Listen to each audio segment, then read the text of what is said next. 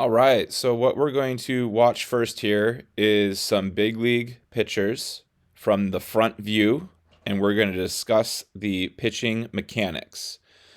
After we watch these big leaguers, you'll be able to watch your own video, and after you get to watch your video, we will then put your front video next to another teammate's front video, and then we'll put a big leaguer between you two guys so that way we can discuss your videos a little bit more. All right, we're going to be discussing the mechanics from a front view, and we're just going to concern ourselves with our path or the flow down the mound. So we already got these videos to the top of these guys' leg lifts. Obviously, every pitcher comes down the mound at different rates, different speeds.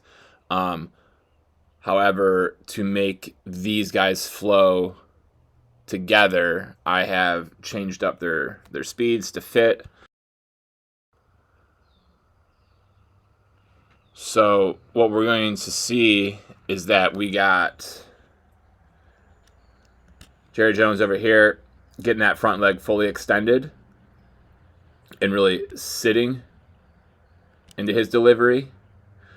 We got Greinke, who's got his knee, which is going to be further back towards second base than his foot is. He's really taking this front knee and kind of curling it back so that his front hip stays closed. And Kirby is going like Jones here with his front leg, but he's keeping it in a more bent position rather than kicking it straight out like Jones. But what we do notice is no matter how these guys load into their back hips, getting down into their legs, engaging their lower halves, what do we notice? We notice where the glove is going. And that's to help them be able to see over their front shoulder. They want to be looking down the barrel of their shoulder. Because the longer we can be looking here over this shoulder as we proceed down the mound, obviously we've gotten back to center, but look, we're still looking right over that shoulder. Still looking right over that shoulder. Still looking right over that front shoulder. The longer we can do that into our moment of foot strike, bam, bam, we can see front shoulder, and our head is still trying to fight to keep that our front shoulder is still fighting to stay above our chin. The front shoulder is still fighting to stay in above the chin. The front shoulder is still fighting to stay in above the chin. And when we do that, we can see that the back hip now has been able to come through, exposing the belt buckle to the batter, to our catcher, but preventing, because that front shoulder's fought to stay in so that we continue to look over it. Look what that's done with our chest. It's kept it squared up, squared up, squared up, as that lower half has been able to fire, and there lies our upper lower half separation that we're trying to achieve.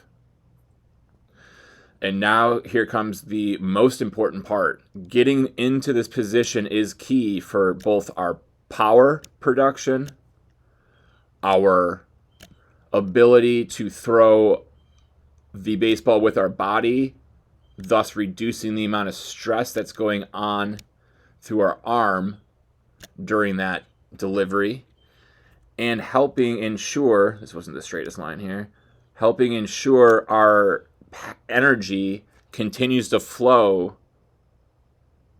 to the catcher.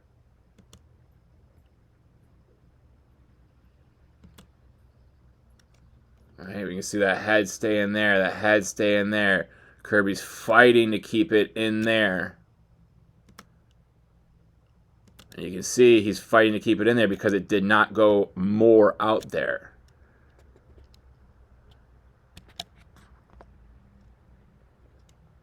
So we're rotating that back shoulder. We're rotating that back shoulder forward. Forward. Forward. Forward. So that way all of our power can be flung through those fingers, out through that ball, forward.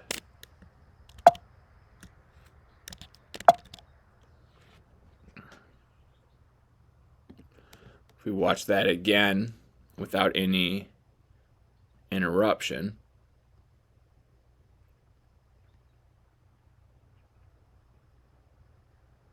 Into foot strike. Out of foot strike. Everything staying in line with our target. And then noticing as they're getting into release, where are those chin and chests going? To the target. To the target. The angle of our trunk, this mass from our shoulders through our waist, our trunk right now is upright. It's above our hips. In relation to the ground, it's in a 90-degree angle. As we get into release, those trunks in relation to the ground are no longer up here trying to throw the baseball.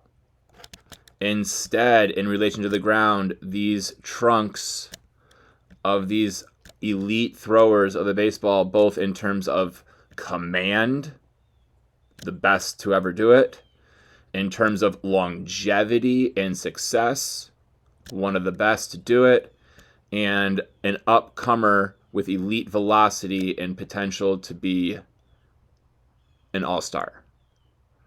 Every one of their trunks at release went from being up here at foot strike to out here at release, bringing that energy down the mound, but most importantly, towards our target. And that's something that we're able to see even easier and more clearly in the side view videos.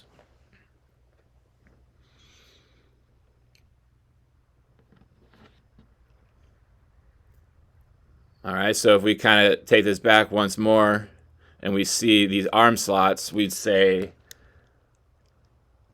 boom. Oops, let me draw a better line than that. Right, we're at a high three-quarter, three-quarter. We are in a same thing, three-quarter, high three-quarter. Same thing here, right? So these are some of your most common arm slots are the three-quarter to high three-quarter arm slot. And then what we'll look at next here are some guys that are in that lower three-quarter tier. So we'll let, we got Luis Hill, Kyle Harrison, and Carl Crawford. All right, so the same thing, moment of that foot strike, we can see that they're still fighting to keep that front shoulder in, keep that front shoulder in, fighting to keep that front shoulder in, and then coming to release and through, we can see how those heads are fighting to stay in. Louis' heel a little bit outside. But we can see through release, bam, it's there, it's there, it's there, it's there. Now it's out, which is no big deal. It's already stable for long enough post-release, bam, that he could do a cartwheel over here if he wanted to after.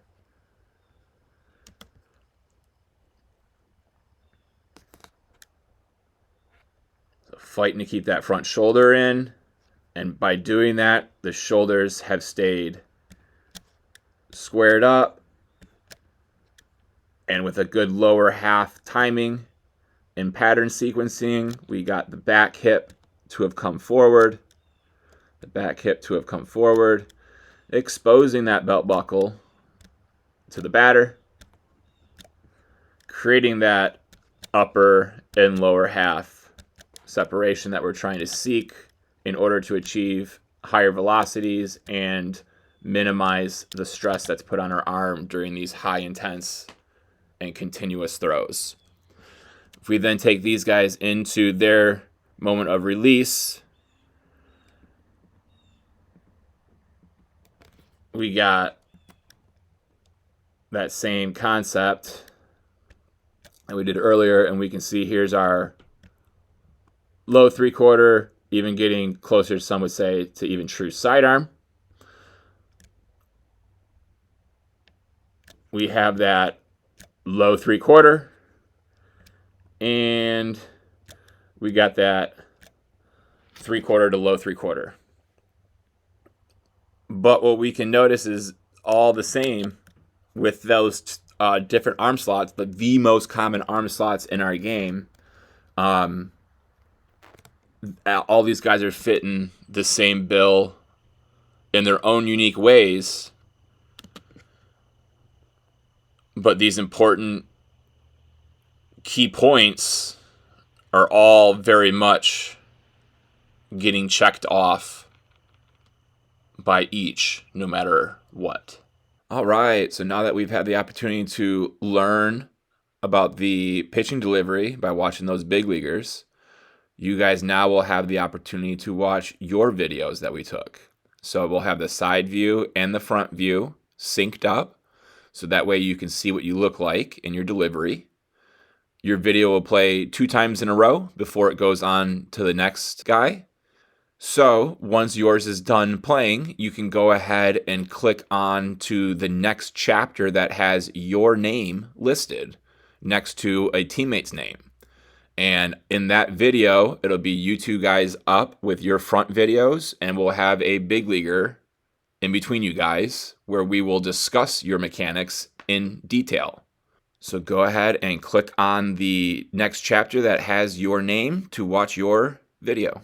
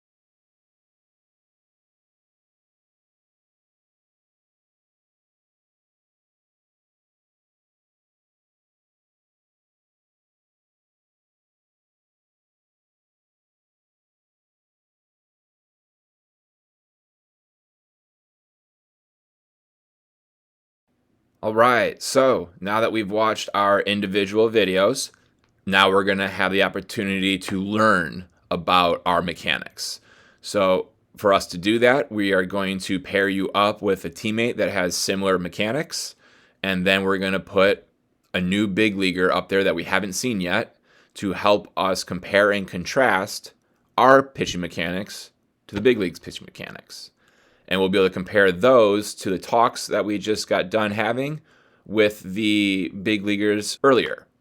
So go ahead and click on your name where you see it next to learn about your pitching mechanics. All right, we got you guys paired up with a guy named Reggie Crawford, who was just recently drafted in 2022 to the San Francisco Giants, and he is probably their future closer. So what we're going to do is we're going to pause all of you guys at the moment our front foot gets into the ground so we can talk about our delivery here. So at this point, kind of like we learned with the big league videos, is we want our chin and our shoulder and our glove all staying in that lane. And what we can see is we got our chin, shoulder is trying to stay in, which is doing a good job of that. And we're trying to keep the glove in as well, so we're doing a good job there. We can see the chin, we can see the shoulder, we can see the glove, just like we see here. We go down to your guys' lower bodies, and we can see belt buckle, if you had a belt buckle. And if you had a belt buckle, you'd be right there. We can see this front leg is going to the target. Our front leg is going towards the target. And our front leg is going towards the target. If we go backwards in time and we watch our front legs, we can see how they rotate into the ground. Bam. Bam. You guys are doing a pretty good job of getting our front leg rotated to the target. We could benefit a little bit from this knee getting more rotated, so that way it wasn't so dramatic of this, but it was a little less, right? Doesn't necessarily need to be straight, but if we can just learn through the drills that we'll be doing how to get this knee to rotate more, that'll help you get more power out of your pitching delivery. But all in all, your guys' strides are going nice and straight. Your guys' front shoulders are trying to stay in. Your guys' gloves are getting to a position that we should be able to finish them nice and securely in towards our armpit and our rib cage. So as we continue forward with our video, we'll see that we're able to rotate towards the target as we're coming through. We see we're doing a good job of keeping our head on that target as you guys rotate your back legs around.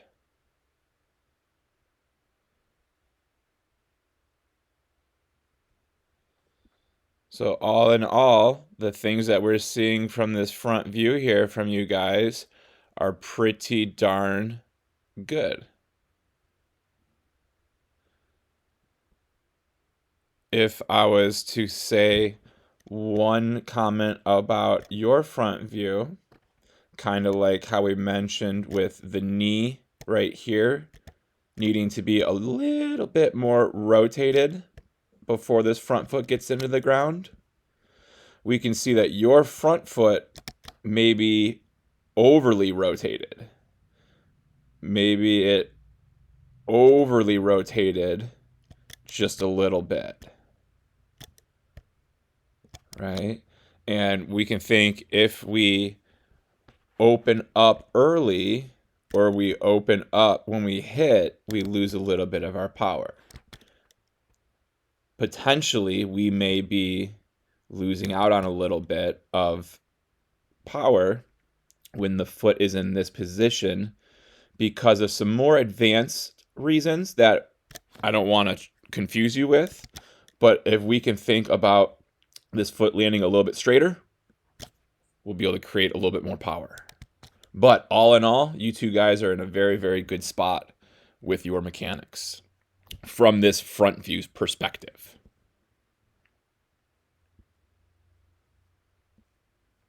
So let's play that one more time for you guys.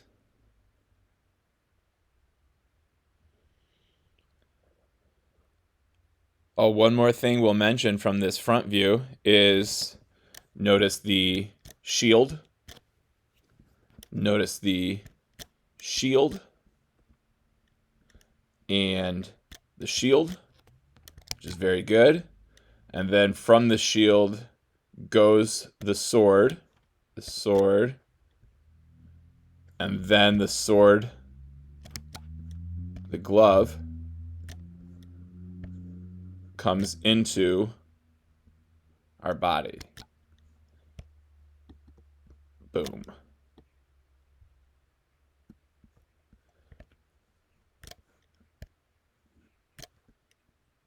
All right, so this isn't terrible. It's not flying out on you, but if we're just a little bit tighter, we can be a little bit more consistent. I'm just noticing how that glove stays there throughout that time. So we just need to work on getting this bad boy to kind of get into that armpit ribcage area. But this is not a bad spot for it to be right now. You're in a good spot. You're in the same spot and in the same spot. And again, this would just be if we're trying to be a little picky. Because your guys' mechanics from this view are so good that if we're looking to get better, we got to be picky with it. But all in all, from this front view, like I've said, you guys are looking pretty good.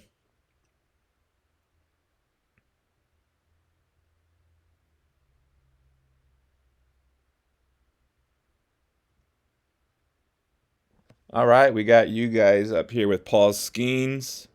We'll let it play until our front foot, that leg lift leg, gets into the ground, at which point we'll pause the video. So that way we can kind of discuss our positions compared to Paul Skeens and compared to the big league videos that we discussed at the beginning of this video. So the first thing I want us to notice is the shield of the glove going out. Right? We can see the shield starts, but then very quickly it gets the sword.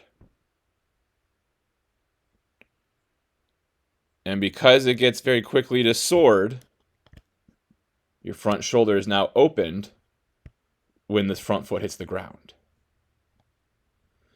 But because Paul Skeens' shield remains a shield for a long time, by the time his glove comes to finish towards his armpit, his foot is in the ground. So to help your front shoulder not open early and lose our power and lose our accuracy and put extra stress on the arm to make these throws, we're going to want to avoid turning this arm into a sword, straight-armed, a stiff arm, no bend in the elbow arm, as quickly as you are. We need to keep this shield going for longer, and then it can go to a sword.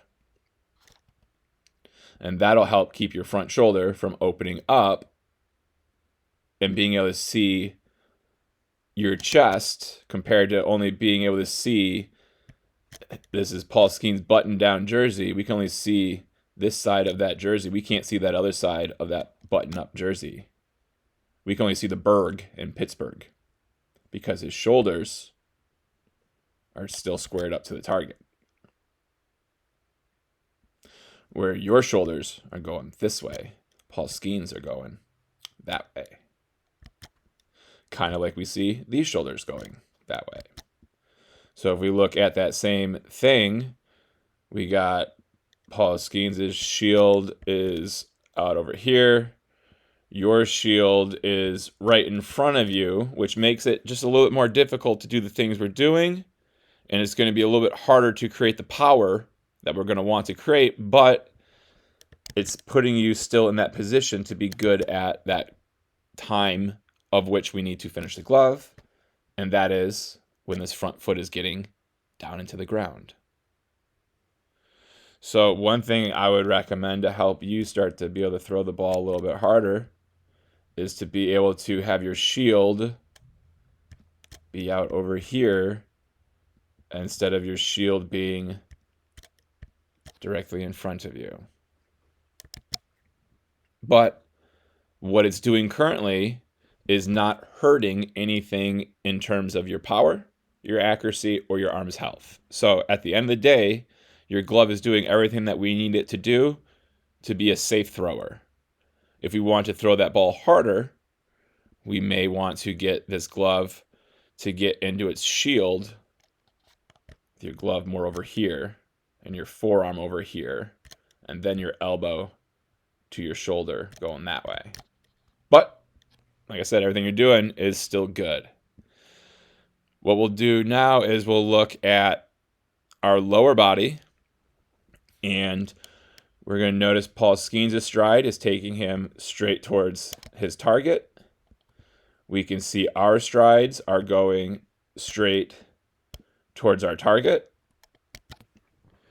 We can see our front feet, all three of us, are getting rotated towards that target right before they hit the ground.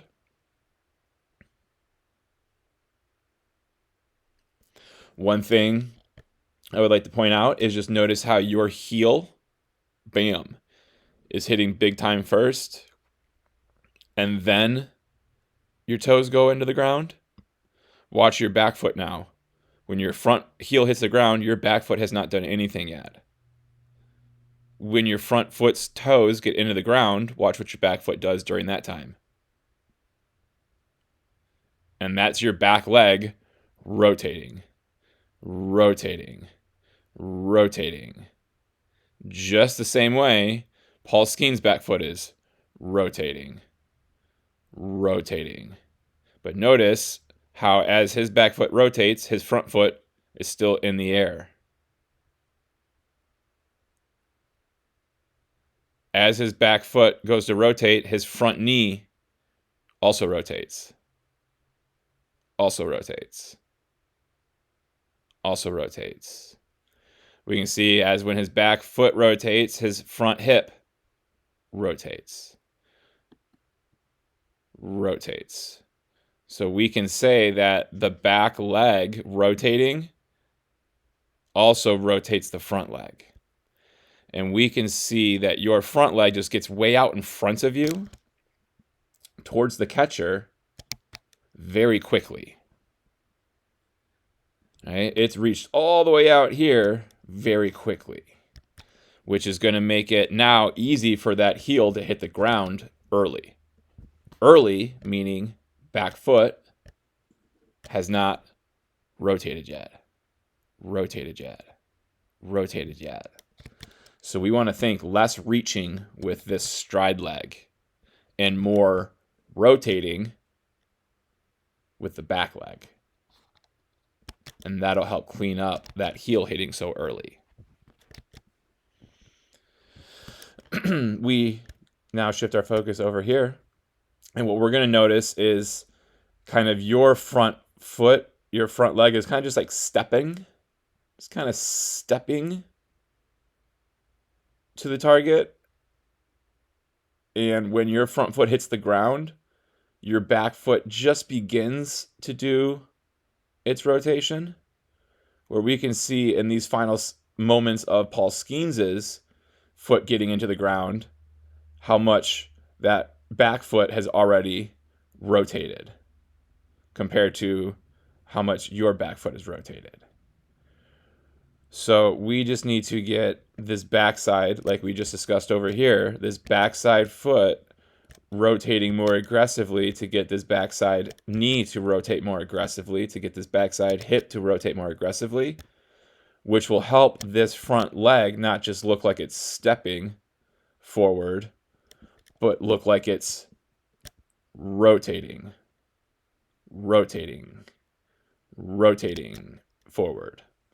Pitching is a lot of rotating. Rotating the lower body first, and then rotating the upper body second. Rotate the lower body first, rotate the upper body second. And what we're going to notice is when we come to that point of time of rotating this upper body second, because your front shoulder is opened early, and because our lower half has not been aggressively rotating, when you guys throw your baseball, your shoulders will stop rotating when they get completely straight with the target. Boom. This one a lot more so than yours, bud, but we can just see the difference of at the finish, we're side to side. I'll give you a little angle. But we look at Paul Skeens, and he's from there to there, right? He's like all the way around. His shoulders are even with the target, even with the target, even with the target. And now, wham, around it. Where here, it's your arm coming around, and that's it. And that's how we get sore arms and eventually injuries, is by this arm throwing all by itself. We can even see your shoulder comes in and like hits you in the throat. Because, yeah, it actually is hitting you in the throat. And that pushes your head to the side because of that impact. Because our shoulders don't want to continue to rotate around for us. So for your arm's health, we need to think about keeping these shoulders to rotate around. And if we want your shoulders to be able to continue to rotate around, we got to make sure they're not already rotated around before the front foot's in the ground. So if your shoulders were more in this alignment, when that foot gets in the ground, we'd be sweet. But we can see when the foot does get in the ground, it's a little opened, which loses our power, loses our accuracy, and puts extra stress on our arm. Okay, we got you guys up here with a guy named Andrew Painter. He's one of the top minor league pitchers in all of baseball, and he'll probably be in the Phillies starting rotation this year. We're going to pause you guys at that moment of that front foot getting into the ground so we can talk about the mechanics like we did with the big leaguers in the beginning. So we'll start with the lower body, guys, because that's going to be the only thing we're really going to focus on for you guys, because it's the biggest thing that we want to address. And if we just look at Andrew Painter in the middle here, and we can see that patch of dirt where he's constantly landing, and we can see that stride is taking him right to his target. And not only is that front leg going and rotated towards the target, but his back leg also. We can see, if we back that up, we watch that back foot, and then we watch that back knee as well. We can see that they are rotating as this front foot is getting into the ground. And when he does that, we can see his belt buckle is now visible to us. We look at you guys and we notice, where are your guys' strides going? You're going over into first base dugout. Okay, and because of that, our front legs have not really been able to rotate forward.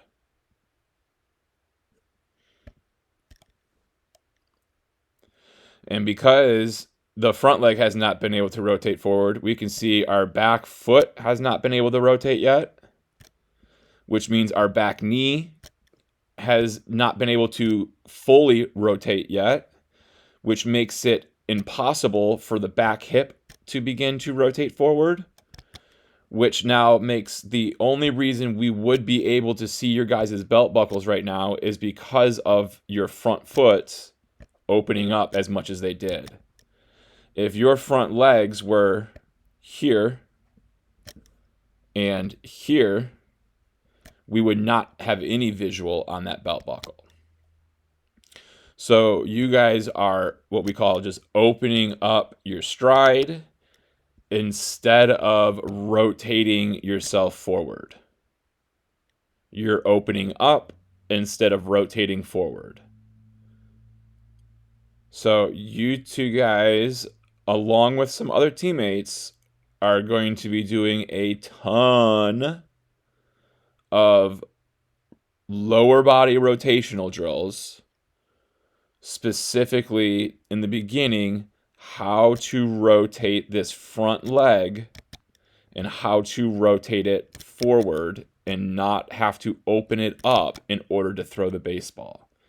Because when we open our stride up like this and we don't have our hips rotated forward at this point of time of our front foot being in the ground, it puts tremendous stress on our arm to throw this ball all by itself, instead of the lower body helping the upper body throw the baseball.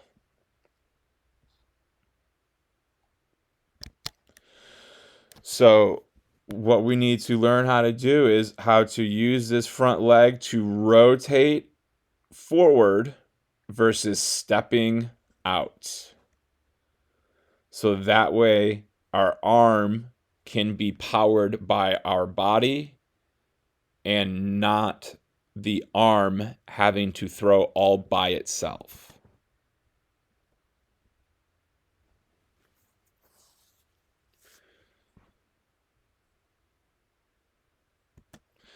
We can see when the lower body does not rotate first to help the upper body throw the baseball, we will notice that the lower body will not have the ability to finish. Finish meaning the back hip comes up and around. The back knee comes up and around. The back foot comes up and around.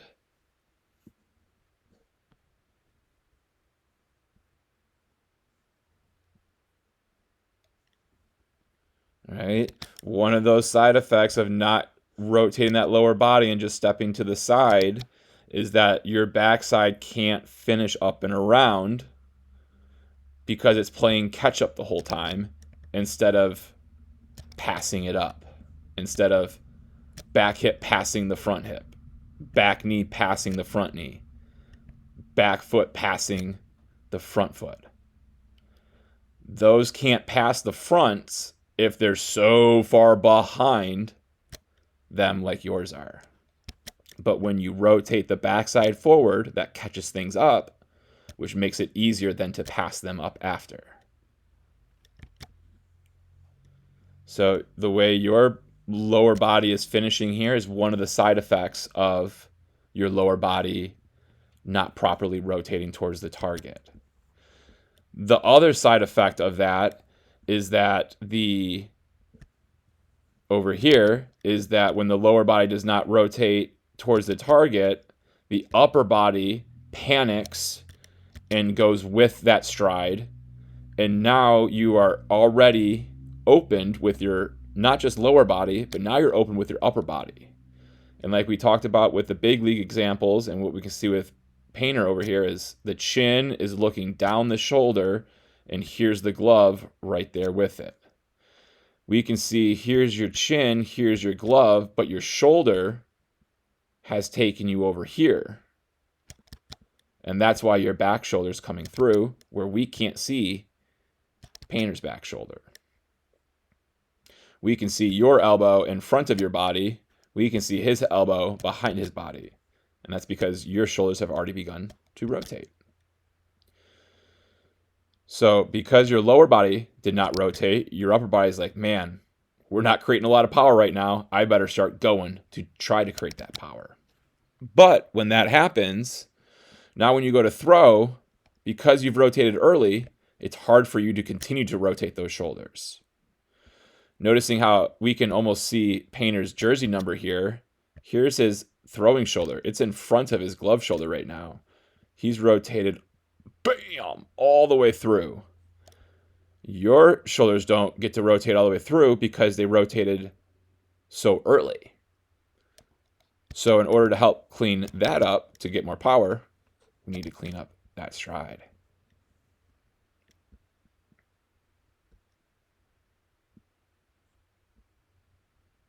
But what does your back hip, back knee, back foot do? It does what Painter's does, right? So your lower body wants to do the movements the right way. We just got to make sure that this front foot starts to go in the right direction to help us do that. All right, we got you guys up here with Anibal Sanchez. Probably too young to know who that is, but former longtime Tiger amongst other teams as well. So what we're going to do is we're going to get these videos paused at that moment our front foot hits the ground so we can talk about our pitching delivery just like we did with the big leaguers at the beginning of this video.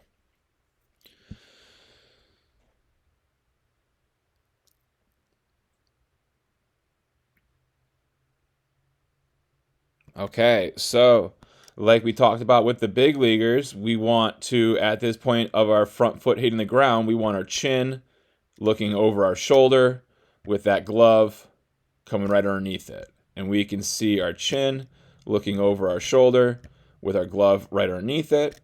And we can see that same thing with our chin, shoulder, and that glove right underneath it. So this operation with your guys' head, shoulder, and glove at this point in time, very, very good. What hopefully you guys can notice is the big difference with your guys' lower bodies. We can see Sanchez, his front leg is rotated towards the target, while your guys' legs are all ziggy-zaggy.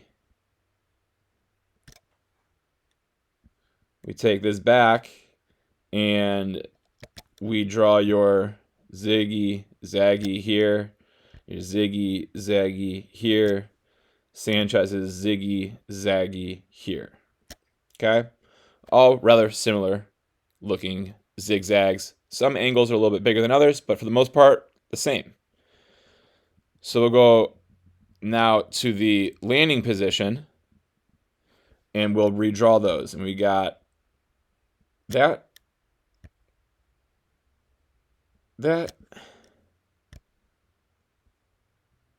and that.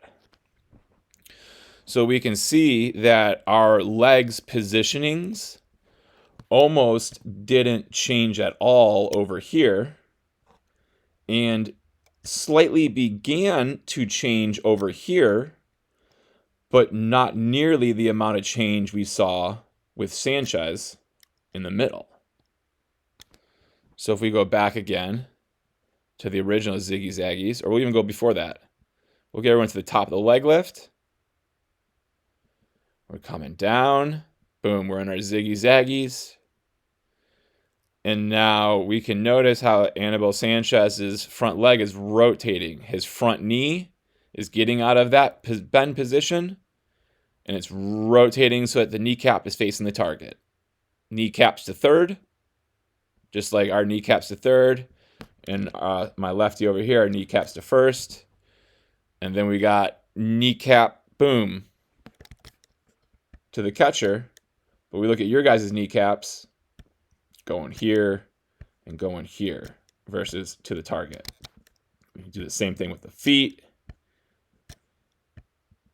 And we can do that same thing with the hip. All right? And because the front leg has not been able to rotate, we can see that that back leg has barely or just begun to try and rotate. versus Sanchez's back foot fully rotates. Sanchez's back knee fully rotates, which gets his back hip going forward, and his glove is blocking it, but if his glove wasn't there, we can start to see that belt buckle coming into play, and it's only coming more and more and more and more. The glove just happens to be in a position with this high angle camera that we can't see the belt buckle, but it's there. All right? We can't see your belt buckle because it's facing first base. We can't see your belt buckle because it's facing third base. Sanchez is facing the catcher. So you guys need to learn how to rotate this front leg. Learn how to rotate that front knee to get your kneecaps facing the catcher. Learn how to rotate that foot so that the foot's more facing the catcher. And that'll help get the front hip rotated. And once we learn how to rotate those, we'll be able to rotate our back leg better as well, because those two want to rotate together. And because this isn't rotating on time, the back leg can't rotate on time. So if the front leg rotates earlier, we'll have a chance to get more in Annabelle's position. And if that front leg rotates earlier to get in Annabelle's position with the front leg, your back leg will probably also look more like Annabelle's.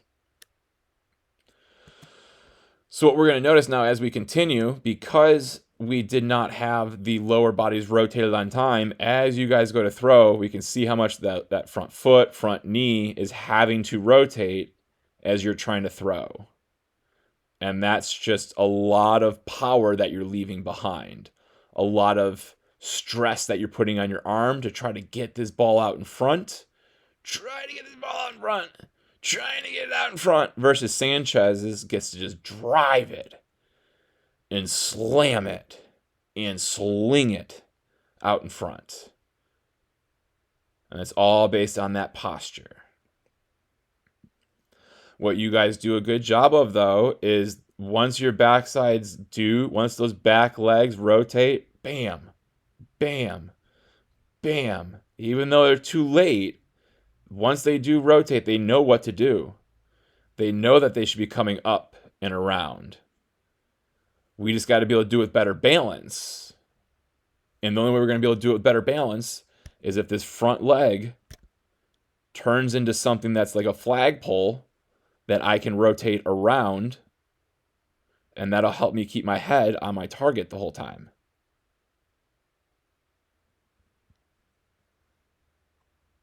Rather than falling over here with my glove like I'm pooping my glove out. Don't think that's where we want our glove over there. It's going to start to smell. We want that glove in that rib cage armpit area, just like we got here. Right? And we can see you're just falling out just a little bit, not a lot, but just a little bit. And again, that's because of that front leg not having rotated on time. So we'll get better finishes, better finishing positions once this front leg rotates better for us. And better meaning more, and also better meaning on time, which is earlier. All right, guys, we got you up here with Mason Miller, the starter turned closer for the Athletics. We're going to pause all of us at the moment our front foot gets into the ground so we can discuss our mechanics a little bit more, like we did with the big leaguers in the beginning. So we'll do that one more time for you guys. Getting paused when that front foot hits the ground so we can break this down a bit.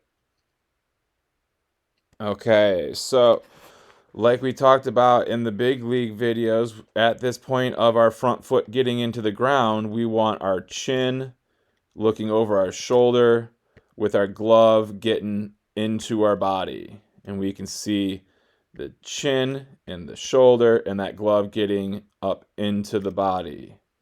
We can see that chin looking over the center of the chest with that glove going up into our body. So we can see the big difference here is that front shoulder has already begun to open up. Or another way to think about that is that your throwing shoulder has begun to try to throw the baseball before your front foot is even fully into the ground. And what we're going to notice is as we continue playing this video is that as this foot does continue to go further and further into the ground, your shoulders continue to keep coming through, because once they start, they can't stop. And what we're going to notice is before that front foot is fully into the ground, the ball's already out of your hands here. Ball is out of your hand, and we still haven't gotten that foot fully into the ground yet. A lot of that has to do with this big, huge heel first, obviously.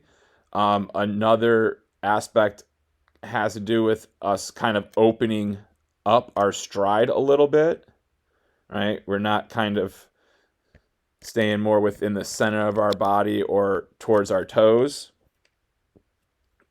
Not that where you're striding, guys don't stride at, but because the heel hits early and you've been wanting to go this way, we can see that the toe just doesn't go straight down.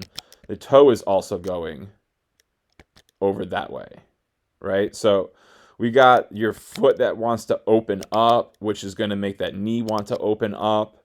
And when all of that lower body opens up, it definitely allows the opportunity for that front shoulder to open up as well.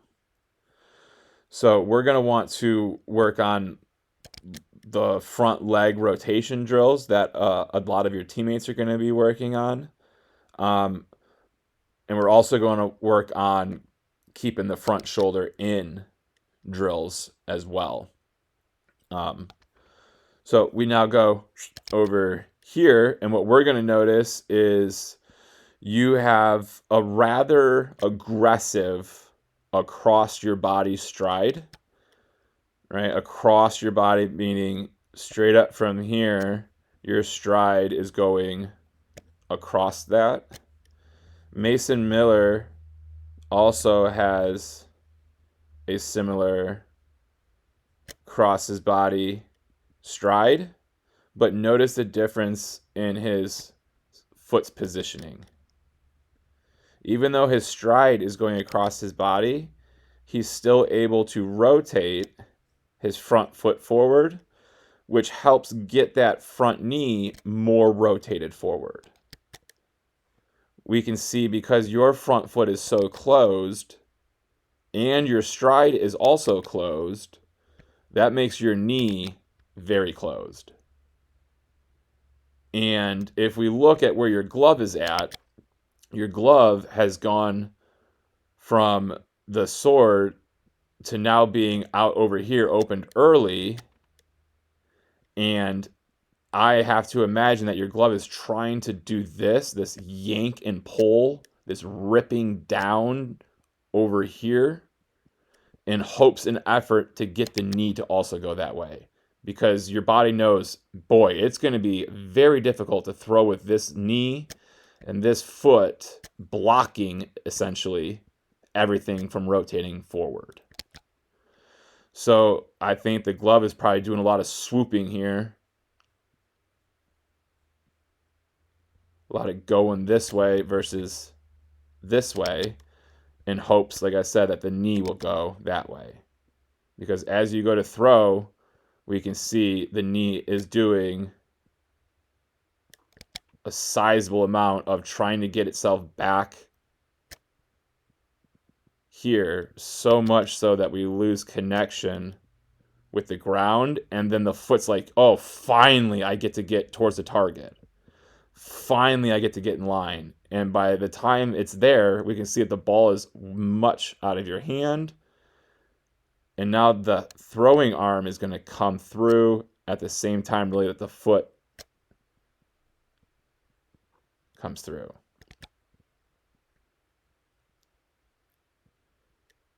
And we can see with Mason, because that front foot was already forward, it gets to stay firmly in the ground for much longer.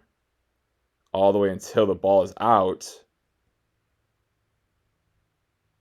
And now that heel comes up just a little bit.